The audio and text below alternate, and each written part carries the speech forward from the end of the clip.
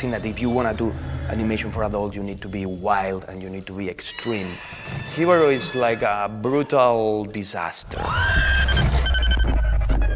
What I wanted to do first of all is a story with no heroes, no good characters, and it's just a tragedy.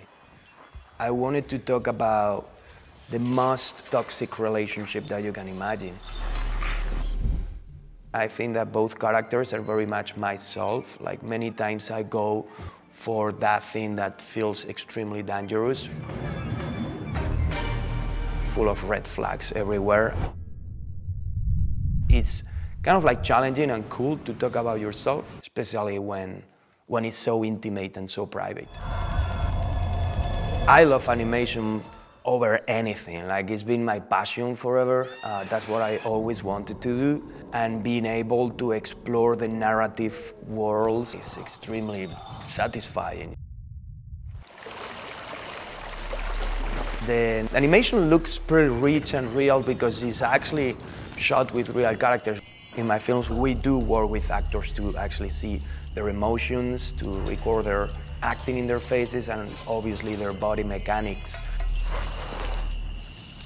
We got a choreographer, Sarah Silkin, incredible, and then we have a number of really incredible dancers. They were able to own their body and control their body.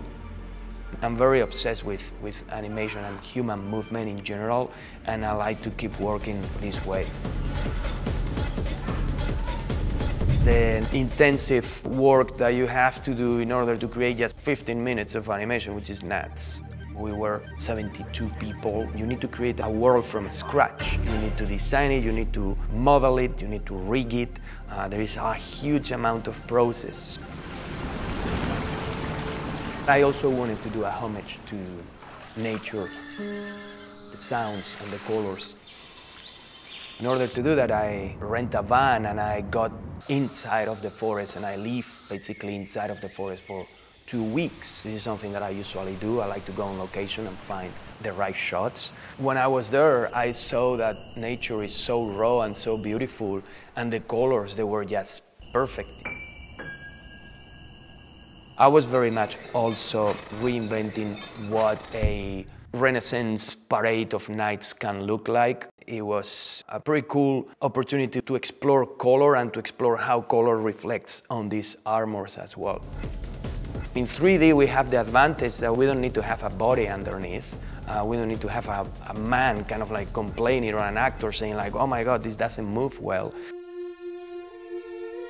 For the woman, I was very much based in all this beautiful jewelry and headpieces from Western Europe, Russia, India, and north of Africa. I just wanted to create a world that is rich and beautiful.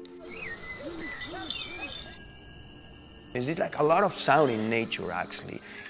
It can be very chill and very quiet, but when you are full on inside of a forest, it's very rich in sound, versus what a deaf person might hear. And I did my own interpretation of what this can be.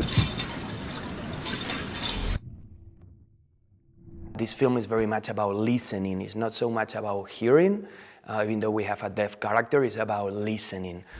Listening in terms of like red flags, not putting attention to red flags or signals.